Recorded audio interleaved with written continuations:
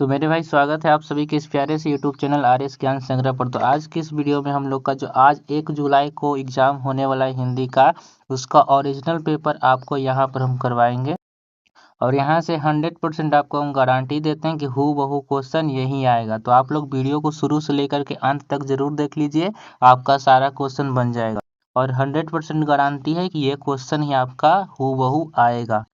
हो सकता है कि नंबरिंग चेंज हो, बाकी क्वेश्चन जो है आपका यही रहेगा। तो आप लोग वीडियो को शुरू से लेकर के अंत तक जरूर देखिएगा। हम थोड़ा फास्ट पढ़ेंगे और आप लोग का सारा क्वेश्चन कम समय में करवाने का प्रयास करेंगे। तो अगर आप हमारे चैनल पर नए होंगे तो चैनल को सब्सक्राइब जरूर कर दीजिएगा और वीडियो को ज़्यादा से ज़्यादा अपने दोस्तों के पास शेयर भी जरूर कीजिएगा। तो चलिए बिना देर के अब हम लोग क्वेश्चन पर आते हैं।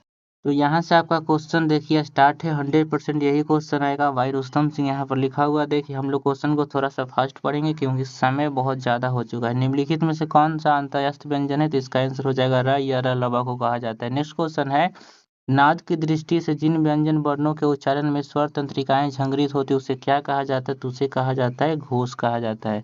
नेक्स्ट क्वेश्चन है, जिनकी उत्पत्ति किसी दूसरे स्वरों से नहीं होती उसे क्या कहा जाता है? ह्रस्व स्वर कहा जाता है। स्पर्श व्यंजन को अन्य किस नाम से जाना जाता है? तो वर्गीय व्यंजन कहा जाता है। क वर्ग, छ वर्ग, तो ये सब जो है वर्ग होता है, तो उसे ही वर्गीय व्यंजन कहा जाता है। आ का उच्चारण स्थान क्या है? आ को कौन से बोला जाता है? नेक्स्ट क्वेश्चन है कि जब एक ही ध्वनि का द्वितीय हो जाए वह क्या कहलाता है? तो उसे अनुनाद कहा जाता है, अनुतान कहा जाता है। ऑप्शन नंबर क्या हो जाएगा? सी हो जाएगा। निम्नलिखित में से कौन सा शुद्ध शब्द है? तो शुद्ध जो है कोतूहल। ऑप्शन नंबर क्या हो जाएगा? सी हो जाएगा। नेक्स्ट क्वेश्चन नंबर 8 है, निम्नलिखित में से कौन सा अशुद्ध है? तो इसमें से अशुद्ध जो है द्रवीभूत हो जाएगा। नी प्लस रव पद से क्या बनता है? तो नीरव। ऑप्शन नंबर बी हो जाएगा। चलिए नेक्स्ट क्वेश्चन है, व्यंजन से स्वर अथवा व्यंजनों के मेल को क्या कहते हैं? तो व्यंजन संधि कहा जाता है। ऑप्शन नंबर बी यहाँ पर हो जाएगा, ए नहीं होगा, बी होगा। विराम शब्द का शाब्दिक अर्थ क्या होता है? तो विराम का अर्थ ही होता है ठहराव। नेक्स्ट क्वेश्चन है 12 नंबर के, निम्नलिखित में से कौन सा विस्मयादि बोधक का चिन्ह है? तो ये हो जाएगा ऑप्शन नंबर डी। उस विकारी शब्द को क्या कहा जाता है जिससे किसी विशेष वस्तु भाव का बोध हो? उसे संज्ञा कहा जाता है। ऑप्शन नंबर क्या हो जाएगा? सी हो जाएगा। नेक्स्ट क्वेश्चन नंबर 14 है, निम्नलिखित में से कौन सा स्त्रीलिंग शब्द है? तो इसमें चीक हो जाएगा। Option number B. मनुष्य की सार्थक व्यक्त वाणी को क्या कहा जाता है? तो भाषा कहा जाता है। ऑप्शन नंबर क्या हो जाएगा? बी हो जाएगा। निम्नलिखित में से कौन सी विरोधी संधि का उदाहरण है? तो परमौसत। ऑप्शन नंबर सी हो जाएगा। चलिए नेक्स्ट क्वेश्चन पर आते हैं, मंडल किस संज्ञा का उदाहरण? तो मंडल जो है समूहवाचक का हो। 18 नंबर क्वेश्चन है कि घनश्याम किस समास का उदाहरण है? तो देखिए इसका आंसर इसमें से कोई नहीं होगा, ऑप्शन शायद मिस्टेक है। ये जो है द्वंद्व समास होता है। कौन सा? द्वंद्व समास होता है, घन और श्याम, याद रखिएगा। नेक्स्ट क्वेश्चन है, व्यय मुक्त मतलब कि व्यय से मुक्त। ऑप्शन नंबर बी हो जाएगा। निम्नलिखित में से कौन सा सर्वनाम नहीं है? तो राधा एक प्रकार का नाम है जो कि सर्वनाम नहीं है, वो संज्ञा हो जाएगा। मेरा नौकर कामचोर, इसमें विशेषण क्या हो जाएगा? कामचोर हो जाएगा। यह गाय अच्छी है, यह किस विशेषण का उदाहरण है? तो यह जो आ गया सर्वनामिक विशेषण होता है। चलिए नेक्स्ट क्वेश्चन है, ऐसे ही सब जो विदेशी भाषाओं से आकर हिंदी में प्रचलित हो जाता है उसे क्या कहा जाता है? तो उसे विदेशज कहा जाता है। ऑप्शन नंबर बी हो जाएगा। कोई देख लेगा, इसमें से कोई कौन सा सर्वनाम है? तो कोई जो है अनिश्चयवाचक सर्वनाम होता है। चलिए नेक्स्ट है, शिकारी ने बाघ को मारा। को यहाँ पर छुपा हुआ लेकिन इसमें को आएगा तो आंसर आएगा इसका कर्ता ने कर्म को, इसमें कर्म कारक हो जाएगा। ऑप्शन नंबर ए हो जाएगा। चलिए में या पर किस कारक की विभक्ति है? तो अधिकरण में हो जाएगा। ऑप्शन नंबर सी हो जाएगा। चलिए निम्नलिखित में से कौन करण तत्पुरुष समास का उदाहरण है?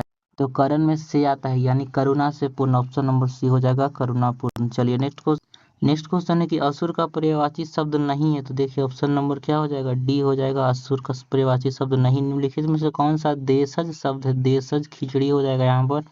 निम्नलिखित में से कौन सा तत्सम? तत्सम संस्कृत का शब्द होता है, सूर्य हो जाएगा यहाँ पर। चलिए नेक्स्ट क्वेश्चन नंबर 32 है कि ध्वनियों का मेल से बने सार्थक मेल को क्या कहा जाता है? शब्द कहा जाता है। विधवा में कौन सा उपसर्ग है? तो बी उपसर्ग। ऑप्शन नंबर डी हो जाएगा।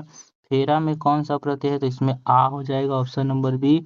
रचना अथवा बनावट के आधार पर शब्द के कितने भेद होते हैं? तो थ्री मतलब 3 होता है। चलिए नेक्स्ट क्वेश्चन है कि दही वाली मंगवा किस भाषा की कहानी है? तो ये जो है कन्नड़ भाषा की कहानी। लेखक श्रीनिवास का जन्म कहाँ हुआ था? तो Kolar Karnataka. Option number A हो जाएगा। नेक्स्ट है, मंगवा की बहू का नाम क्या था? तो नजम्मा था। ऑप्शन नंबर सी हो जाएगा। गुरु ग्रंथ साहिब ग्रंथ किसने किया था, तो इसका जो है संग्रह किसने किया था, तो गुरु अर्जुन देव, ऑप्शन नंबर सी हो जाएगा। चलिए नेक्स्ट क्वेश्चन है, निम्नलिखित में से कवि रस खान की रचना है, कौन सा है, प्रेम वाटिका सुजान रस खान, ऑप्शन नंबर सी हो जाएगा। ए और बी दोनों। दही वाली मंगवा शीर्षक पाठ की विद्या कौन सी है, तो ये जो पाठ है एक प्रकार का क्या है, कहानी है।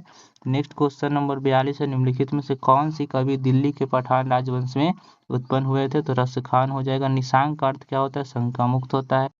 नेक्स्ट है, अति शुद्धो स्नेह को मारा के रिक्त स्थान पर भरिए, कौन सा शब्द होगा, सॉरी यहाँ पर रिक्त स्थान था, सुधो यहाँ पर भरा जाएगा, अति सुधो, ठीक है। चलिए नेक्स्ट क्वेश्चन है 45 नंबर, गुरु नानक हिंदी के किस भक्ति धारा के कवि थे, तो सगुन नहीं निर्गुण, ऑप्शन नंबर ए हो जाएगा। सीखा शब्द का अर्थ चोटी होता है। चलिए नेक्स्ट क्वेश्चन नंबर 47 रस खान किनके भक्त थे, तो कृष्ण के। गुरु नानक का जो है जन्म कब हुआ था, 1469 ईस्वी तलवंडी ग्राम में हुआ था। घनानंद रचित अत्यंत प्रसिद्ध क्या था, तो उनका जो है घनाक्षरी प्रसिद्ध था। सिख धर्म का प्रवर्तक किसने किया था, तो Guru Nanak, option number D हो जाएगा बिल्कुल करेक्ट आंसर। चलिए नेक्स्ट क्वेश्चन है, घनानंद कैसे कवि है, तो घनानंद रीति मुक्त काव्य धारा के कवि, ऑप्शन नंबर सी हो जाएगा। गुरु नानक के अनुसार वाणी कब जो है विष के समान हो जाती है, तो राम नाम के बिना। कवि रस खान ने माली और मालिन किसे कहा है, तो राधा और कृष्ण को, ऑप्शन नंबर डी हो जाएगा। घनानंद विराग होने पर कहाँ चले गए, तो वृंदावन हो जाएगा। सुधा शब्द का अर्थ क्या होता है, तो अमृत होता है, ऑप्शन नंबर डी हो जाएगा। रसकेली बल्ली किनका रचना है, तो ये जो है किनका है, घनानंद का है। चलिए आगे हम लोग पढ़ते हैं, बाबा साहब भीमराव अम्बेडकर का जन्म किस परिवार में हुआ था, दलित परिवार में हुआ था। इसमें हम थोड़ा कंफ्यूज है, घनानंद होगा या रस खान, शायद घनानंद होगा, आप लोग थोड़ा अच्छे से मारिएगा, ठीक है। चलिए नेक्स्ट है कि भारत से हम क्या सीखे, इसके पाठ की कौन सी विधा है, तो ये जो है एक प्रकार का क्या है, तो भारत से हम क्या सीखे, ये जो है भाषण है, क्या है, भाषण है। शायद यहाँ पर ऑप्शन गलत होगा, ठीक है, ये एक प्रकार का क्या हो जाएगा, भाषण हो जाएगा। नेक्स्ट है कि मदन पड़ोसी के आवारागर्द छोकरों के साथ क्या कर रहा था, तो पूजा नहीं कर रहा था, ऑप्शन नंबर सी हो जाएगा, लट्टू नचा रहा था। सेन साहब की कितनी लड़कियां थी, 5, सीमा, रजनी, आलो, शेफाली और आरती हो जाएगा। उच्चतर शिक्षा के लिए भीमराव अम्बेडकर कहाँ गए थे, तो न्यूयॉर्क गए थे। कहाँ गए थे, इंग्लैंड। भाई इसमें ऑप्शन गलत लिखा हुआ, न्यूयॉर्क गए थे, कहाँ गए थे, न्यूयॉर्क गए थे, याद रखिएगा, ये ऑप्शन में रहेगा, शायद ऑप्शन मिस्टेक हो गया होगा टाइपिंग करने में। शाहनामा का रचना काल क्या है, तो 10वीं 11वीं सदी हो जाएगा।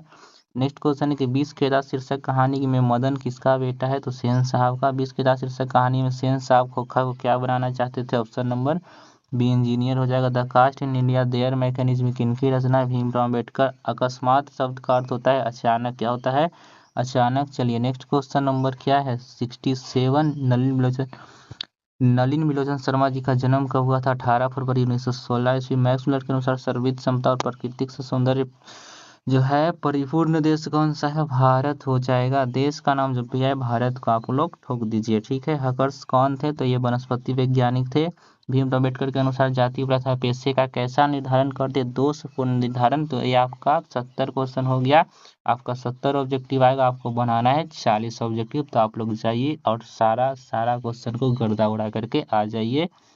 तो आज के लिए इतना ही, अब हम लोग किसी नेक्स्ट वीडियो के साथ मिलेंगे, तब तक के लिए धन्यवाद। आप लोग वीडियो को शेयर एंड चैनल को सब्सक्राइब जरूर कीजिएगा, धन्यवाद।